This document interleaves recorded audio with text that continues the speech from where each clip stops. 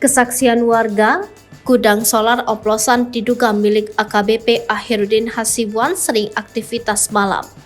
Satu persatu kejanggalan kelakuan AKBP Akhirudin Hasibuan terungkap ke publik setelah kasus penganiayaan yang dilakukan anaknya Aditya Hasibuan terhadap mahasiswa Ken Admiral. Terbaru, keberadaan gudang solar oplosan yang diduga milik AKBP Akhirudin Hasibuan di Jalan Guru Sinumba, Kelurahan Helvetia, Kecamatan Medan Helvetia diungkap warga setempat. Keberadaan gudang solar oplosan diduga milik AKBP Akhirudin Hasibuan ini membuat warga resah. Pantauan di lokasi, gudang ini berjarak kurang lebih 300 meter ke kiri dan berjarak beberapa rumah dari rumah Akhirudin. Terlihat gudang dipagari menggunakan seng bekas keliling. Aroma solar menyengat dari luar gudang hingga ke rumah-rumah warga.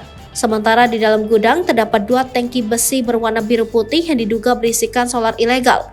Dari tangki ini terlihat selang yang diduga untuk mengoplos solar dari tangki berbahan plastik yang ada di dekatnya.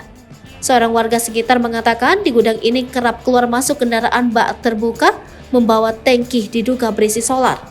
Warga menyatakan resah karena aroma solar begitu menyengat. Mereka khawatir terjadi kebakaran dan merembet ke rumah mereka.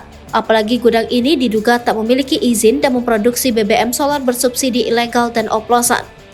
Lurah Kelurahan Helvetia Timur, Kecamatan Medan Helvetia, Teguh, terkesan menutup-nutupi soal dugaan gudang solar oplosan yang diduga milik AKBP Akhirudin Hasibuan tersebut. Saat diwawancarai soal kepemilikan diduga gudang solar oplosan, Teguh langsung mengelak dan menyalakan sepeda motornya. Bahkan ia buang badan karena meminta awak media mewawancarai kepala lingkungan sekitar. Meski di hadapannya ada awak media, Teguh langsung tancap gas seolah-olah ingin menabrak awak media yang mewawancarainya. Raut wajahnya nampak tidak senang dan emosi.